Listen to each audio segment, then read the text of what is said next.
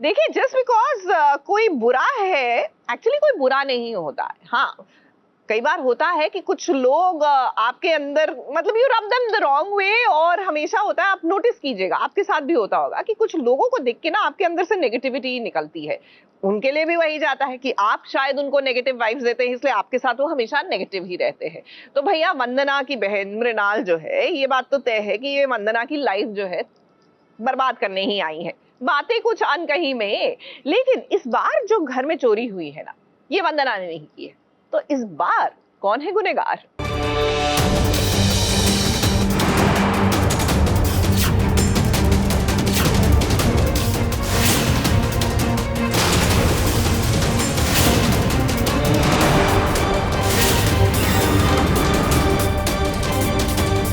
बातें वाकई में कई सारी अनकही हैं, बार बार उन पर आरोप लगाए जा रहे हैं।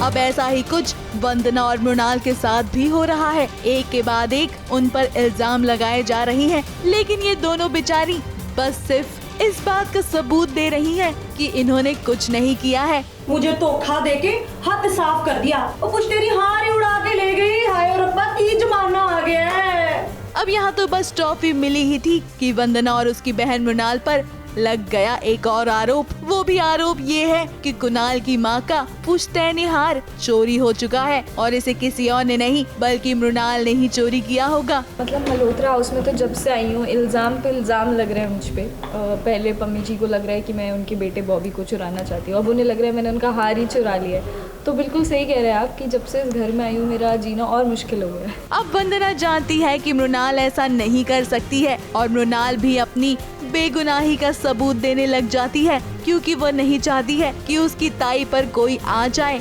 लेकिन हाय ये ससुराल वाले, ये तो चैन से जीने ही नहीं देना चाहते बेचारी वंदू को। पम्मी जी, आई शपथ मैंने कुछ नहीं चुराया। ताई आप भरोसा कीजिए मुझ पर, ऐसा कुछ नहीं हुआ है। कुणाल की माँ का पुश्तैनी हार जो चोरी हुआ है उसका सीधा सीधा इल्ज़ाम मृणाल पे आ गया है, इसलिए बेचारी मृणाल भी कह रही है कि प्लीज़ आई शपथ मैंने चोरी नहीं करी है, मैंने बहुत कुछ किया होगा पर ये मैंने नहीं किया। अब वंदना पहले काफी हद तक सुनती है सारी बातों को, क्योंकि उसका मानना था कि हार मिल जाएगा और घर में ही कहीं रखा होगा। लेकिन जब पम्मी बार बार मृणाल पर चोरी का इल्जाम लगा रही थी, तो वंदना ने भी अपनी चुप्पी तोड़कर पम्मी को समझाने की कोशिश की। रही बात बाहर से आ रही थी, तो ताना जी भी तो बाहर से ही आई है। हाय हाय हाय, और ये तो सीधा मेरे पे इल्जाम लगा रही है।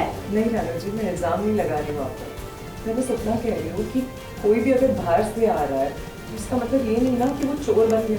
अब पम्मी भी कहाँ शांत रहने वालों में से है, उसने भी कह दिया कि वो हार को ढूंढ कर ही रहेगी, और वो करना चाहती है मृणाल के कमरे की तलाशी, क्योंकि तभी तो पता चलेगा कि चोरी किसने की है। चोर का तुम्हें पता लगा कर ही रहूंगी, और पता लगते ही मैनू दस देना, इस परौंदे की गुथ में गुन के ना कस देना मेरे चोर नू। अब यहाँ वंदना अपनी बहन की साइड लेती है, और वो कहती है कि अगर तलाशी होगी तो हर एक के कमरे में होगी। अगर तलाशी होगी तो सिर्फ मृणाल के कमरे की होगी, हर कमरे की तलाशी।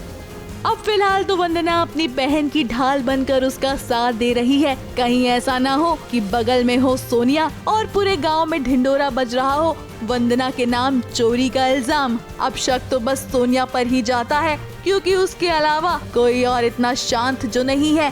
खैर, आखिर किसने चोरी की है ये तो पता चल ही जाएगा, क्योंकि अगर पता नहीं चला तो कहानी आगे कैसे बढ़ेगी। मुंबई से स्नेहिल यादव के साथ एबीपी न्यूज रिपोर्ट।